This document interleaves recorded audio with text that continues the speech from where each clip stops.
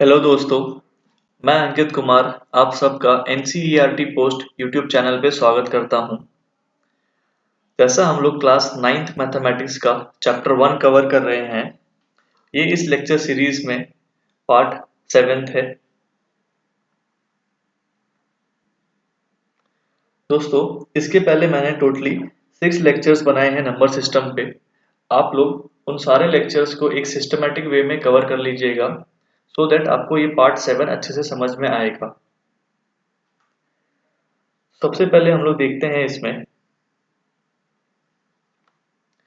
Decimal numbers. आज हम लोग दोस्तों कवर करने जा रहे हैं। अगर मैं आप लोग से बोलूं कि 5/2 को आप लोग डिवाइड कीजिए तो क्या वैल्यू आएगा, या फिर अगर आप लोग 10/3 को डिवाइड करते हैं तो क्या वैल्यू आता है। चलिए इसको एक बार ट्राई करके देखते हैं। बट मैं ये चाहूंगा आप लोग एक बार वीडियो को पॉज करके खुद से ट्राई कीजिए। अगर मैं 5 को 2 से डिवाइड करता हूं तो मुझे मिलेगा 2 इंटू 2 4 1। दोस्तों, अगर मैं इसको 5 को 2 से डिवाइड करता हूं तो मुझे यहाँ पे रिमाइंडर 0 मिल गया। उसी प्रकार अगर मैं एक एग्जांपल और लूं, जैसे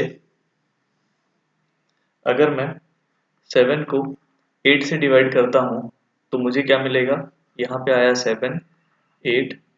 अब ये तो जाएगा नहीं दोस्तों, तो हम लोग डालेंगे 0.0। 8 8 जा 64 6, फिर आगे 8 7 जा 56 4 0 8 5 जा 40। वापस से मेरे को रिमाइंडर 0 मिल गया।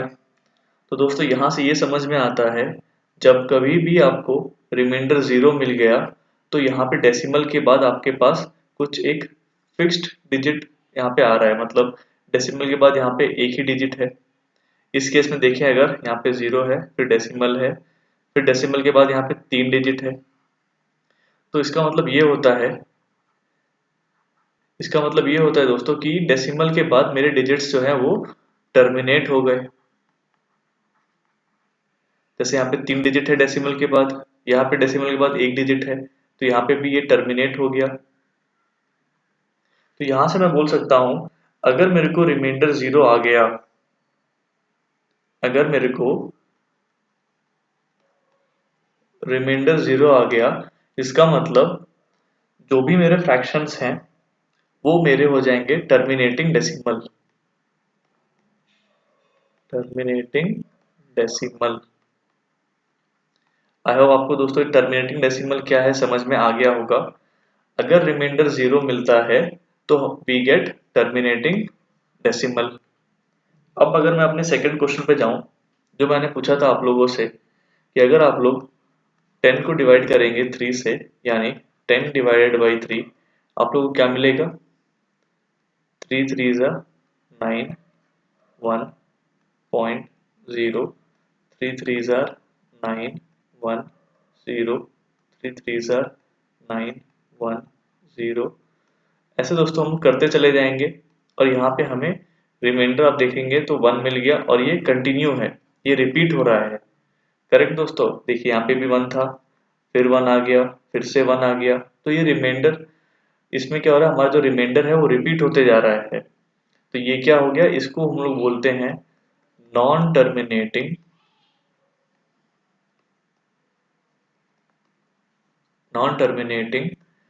Repeating decimal.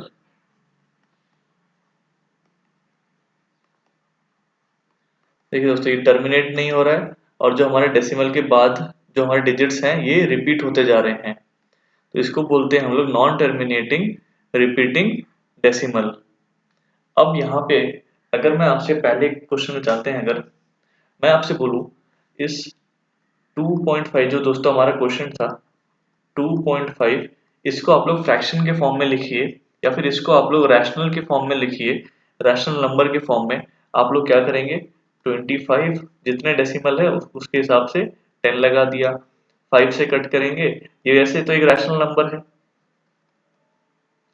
मैं चाहूँ तो इसको इसके सिंपलेस्ट फॉर्म में लिख सकता हूँ। जैसे 5 से कैंसिल करेंगे तो 5 5 जार 5 2 जार, तो मुझे 5/2 मिल गया। तो ये भी एक क्या है, रैशनल नंबर है।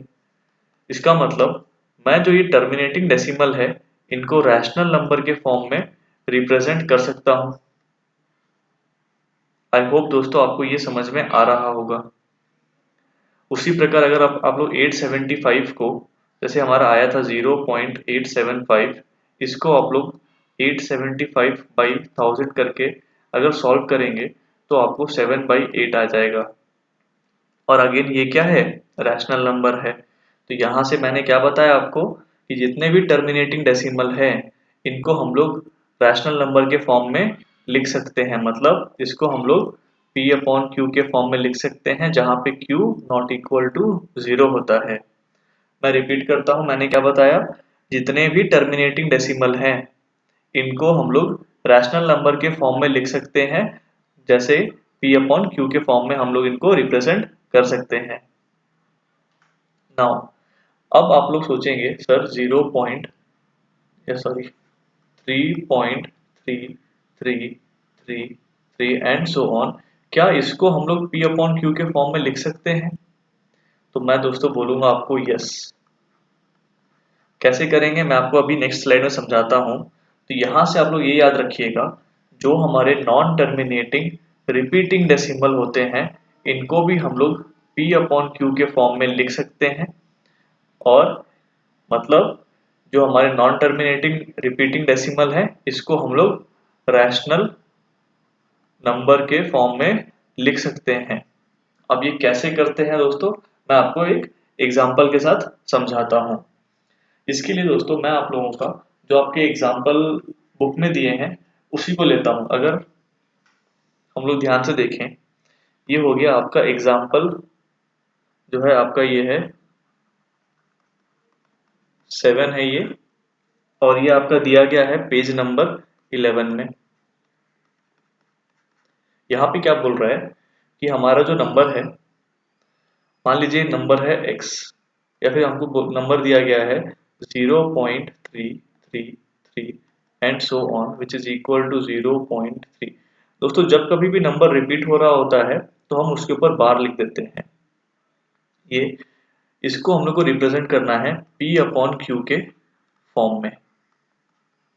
तो कैसे करेंगे हम लोग, स्टेप 1 यहाँ रहेगा, let x equal to 0.333 and so on. अब देखिए दोस्तों, जितने के ऊपर बार रहेगा हम लोग क्या करेंगे, अगर यहाँ पे से 1 के ऊपर बार है तो हम लोग यहाँ पे मल्टीप्लाई करेंगे 10 के साथ। सेकेंड स्टेप क्या रहेगा, मल्टीप्लाई x विथ 10। तो यहाँ क्या मिल जाएगा हमें, ये हो जाएगा 10x, और यहाँ पे जब हम 10 से मल्टीप्लाई करेंगे तो ये क्या हो जाएगा 3.3333 एंड सो ऑन। इसको आप बोल सकते हैं इक्वेशन नंबर 1, इसको बोल सकते हैं आप इक्वेशन नंबर 2। जब मैं सेकेंड इक्वेशन में से फर्स्ट इक्वेशन माइनस करूंगा तो मुझे क्या मिलेगा, सेकेंड इक्वेशन क्या है हमारा 10x equal to 3.333 and so on, और फर्स्ट इक्वेशन क्या है मेरा x equal to 0.3333 and so on. अब मैं अगर इसको सॉल्व कर रहा हूँ, सब्सट्रैक्ट करेंगे दोस्तों,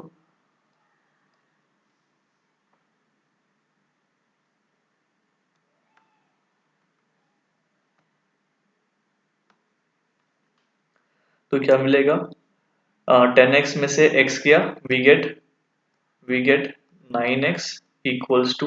दोस्तों देखिए डेसिमल के बाद जितना भी है ये सब तो कैंसिल हो जाएगा, ये दोनों कैंसिल हो जाएंगे, तो यहाँ मुझे मिलेगा 3, और x इज इक्वल टू 3/9। अगर मैं इसको सॉल्व करूं दोस्तों, देखिए वैसे ये भी करेक्ट है, P/Q फॉर्म तो मेरे को मिल गया। अगर इसको 3 से डिवाइड भी करता हूं तो मेरे को मिलेगा 1/3, सॉरी वैसे डिवाइड भी कर सकते हैं दोस्तों, आपको 1/3 जो आपके क्वेश्चन में था वो मिल जाएगा, या फिर आप इसको ऐसे भी छोड़ सकते हैं। तो यहाँ से मुझे क्या समझ में आ गया कि जो मेरा 0.3333 सो ऑन या फिर 0.3 बार था, इसको मैंने कैसे रिप्रेजेंट करते हैं दोस्तों 3/9 पे। इसको हम लोग दोस्तों डायरेक्ट भी रिप्रेजेंट कर सकते हैं। जैसे अगर एक एग्जांपल लूँ मैं यहाँ पे 0.67 0.6767 एंड सो ऑन। इसको आप लोग क्या बोलेंगे 0.67 बार, क्योंकि ये 67 के बाद ही तो रिपीट हो रहा है दोस्तों। देखिए ये एक हो गया, ये एक हो गया, है ना। तो इसको ऐसे लिख सकते हैं, इसका शॉर्टकट क्या है, डेसिमल के बाद जितने के ऊपर बार है आप उसको वैसे लिख दें और डिनोमिनेटर में बाई 99 कर दें। आई होप आपको ये समझ में आ गया होगा। तो यहां से हमने क्या समझा कि जो नॉन टर्मिनेटिंग रिपीटिंग डेसिमल होता है उसको भी हम लोग P अपॉन Q के फॉर्म में लिख सकते हैं। इसका मतलब जो हमारा नॉन टर्मिनेटिंग रिपीटिंग डेसिमल है वो भी क्या है, एक रैशनल नंबर है। कैसे है दोस्तों, मैंने आपको प्रूफ करके बता दिया। अब हम लोग एक काम करते हैं,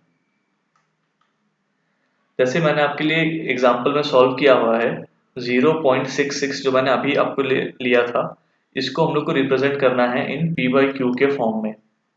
तो 0.666 को मैं लिख सकता हूँ 0.6 बार, ठीक है। तो यहाँ पे क्या हो जाएगा, लेट x इक्वल टू 0.666। अब जितने के ऊपर बार है हम उतने में 10 से मल्टीप्लाई कर देंगे, तो हमें क्या मिल जाएगा 10x equal to 6.66 and so on. जब हम सब्सट्रैक्ट करेंगे तो हमें मिलेगा 9x equal to 6 and x equal to 6/9। मैंने आपको डायरेक्ट भी बताया था दोस्तों, डायरेक्ट कैसे करना है, जितने के ऊपर बार है आप उसको ऐसे लिख दें, और जितने मतलब टोटल बार के नीचे कितने नंबर हैं, एक ही है, तो आप उसको 6/9 डायरेक्ट भी लिख सकते हैं। बट एग्जाम में आपको इतना सॉल्व करना पड़ेगा दोस्तों। बट ये आपका जो है बस एक रेफरेंस रहेगा कि आपका आंसर करेक्ट आ रहा है कि नहीं। अब एक एग्जांपल और लेते हैं।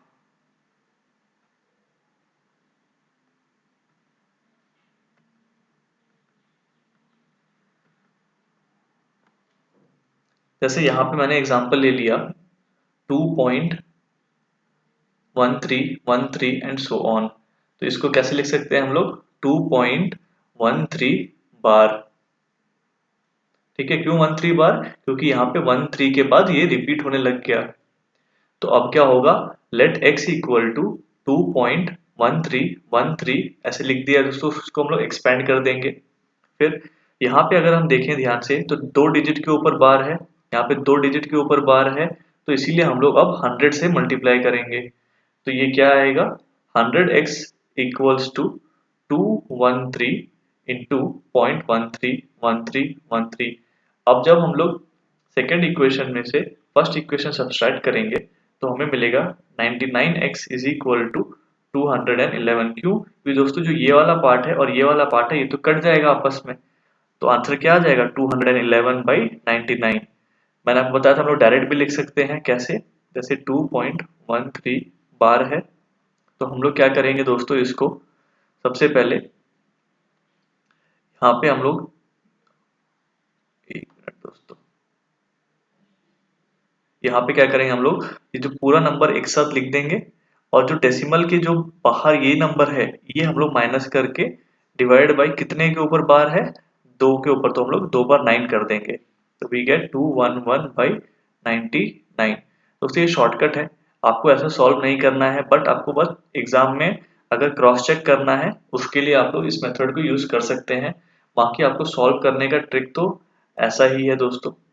आपको ये जितने के ऊपर बार है दोस्तों उतने से आप मल्टीप्लाई कर दीजिए और फिर बाकी चीजें तो आसान है। आई होप आप लोगों को ये समझ में आ गया होगा। तो अब तक मैंने क्या समझाया आप लोगों को, जो हमारे डेसिमल नंबर हैं इसको हम लोग 2 पार्ट में डिवाइड करते हैं। पहला पार्ट जो टर्मिनेट हो जाए, यहाँ पे क्या होता है दोस्तों, जो हमारा रिमाइंडर है वो होता है 0, और नॉन टर्मिनेटिंग डेसिमल में क्या होता है दोस्तों, हमारा रिमाइंडर जो है वो नॉट इक्वल टू 0, इसमें हमारा रिमाइंडर 0 नहीं आता, करेक्ट। अब टर्मिनेटिंग डेसिमल कौन कौन से हो गए दोस्तों, कोई भी जिसमें रिमाइंडर 0 आ गया, डेसिमल के बाद आप देखेंगे या तो 1 डिजिट है या 2 डिजिट है या 3 है, मतलब वो टर्मिनेट हो जाता है। और मैंने क्या बताया, जितने भी टर्मिनेटिंग डेसिमल है इसको हम लोग P अपॉन Q के फॉर्म में लिख सकते हैं, और इसीलिए ये जो होते हैं हमारे रैशनल नंबर हो जाते हैं। अब ये जो नॉन टर्मिनेटिंग डेसिमल है इसको हम लोग फर्दर 2 पार्ट में डिवाइड करते हैं। पहला पार्ट होता है नॉन टर्मिनेटिंग रिपीटिंग डेसिमल, जैसा हमने अभी पिछले एग्जांपल्स में देखा 0.333, मतलब ये रिपीट हो रहा है, करेक्ट। इसको हम लिख सकते हैं दोस्तों ऐसे 0.3 बार। इसको लिख सकते हैं जैसे 0.67 बार, मतलब टर्मिनेट तो नहीं होगा लेकिन रिपीट भी हो रहा है। और एक कैटेगरी आता है जिसको बोलते हैं हम लोग नॉन टर्मिनेटिंग नॉन रिपीटिंग। दोस्तों ये टर्मिनेट भी नहीं होते और रिपीट भी नहीं होते हैं, जैसे 2.01, 0001, 0001, ऐसे दोस्तों ये ना तो टर्मिनेट हो रहे हैं और ना ही ये रिपीट हो रहे हैं। इसको दोस्तों हम लोग आगे जाके पढ़ेंगे क्या है, अगले सेशन में हम लोग कवर करेंगे कि ये non terminating non repeating decimal क्या होता है। बट एट प्रेजेंट आप लोगों को इस लेक्चर सीरीज में ये समझ में आना चाहिए कि डेसिमल नंबर जो है इसको हम लोग दो पार्ट में डिवाइड करते हैं। वो नंबर्स जो टर्मिनेट हो जाए और दूसरे वो नंबर जो टर्मिनेट नहीं होते हैं। जो नंबर्स टर्मिनेट होते हैं उनको बोलते हैं हम लोग टर्मिनेटिंग डेसिमल, उनको हम लोग पी अपॉन क्यू के फॉर्म में लिख सकते हैं, इसीलिए ये जो है रैशनल नंबर भी होते हैं। फिर जो हमारे नॉन टर्मिनेटिंग डेसिमल होते हैं ये फिर दो पार्ट में डिवाइड होता है। वो नॉन टर्मिनेटिंग डेसिमल जो रिपीट होते हैं और वो नॉन टर्मिनेटिंग डेसिमल जो रिपीट नहीं होते हैं। जो नॉन टर्मिनेटिंग डेसिमल रिपीट होते हैं उनको बोला जाता है, उनको भी हम लोग पी अपॉन क्यू के फॉर्म में लिख सकते हैं, इसलिए वो भी रैशनल नंबर होता है। मैंने आपको समझाया था 0.3 बार को लिख सकते हैं हम लोग 3/9। और ये जो ये वाला पार्ट है दोस्तों नॉन टर्मिनेटिंग नॉन रिपीटिंग, इसको मैं आपको नेक्स्ट सेशन में समझाऊंगा। दोस्तों यहाँ से चीजें थोड़ा सा जो है आप लोग को शायद डिफिकल्ट लग रहा होगा, बट मैं रिक्वेस्ट करूंगा आप लोगों से कि इन लेक्चर्स को आप लोग बार बार देखिए।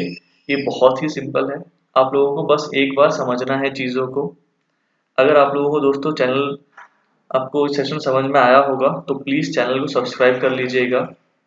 वैसे दोस्तों मैं चाहता हूँ आप लोगों को लाइव पढ़ाना, बट लाइव पढ़ाने के लिए आप लोग दोस्तों ज़्यादा से ज़्यादा बच्चों को लेके आए ताकि एक हम लोग क्लासरूम जैसा माहौल क्रिएट कर सकें एंड आप लोगों का जो भी डाउट है ऑन द स्पॉट क्लियर हो जाएगा। आई होप आप लोगों को ये सेशन समझ में आया होगा। So thank you so much for joining the session.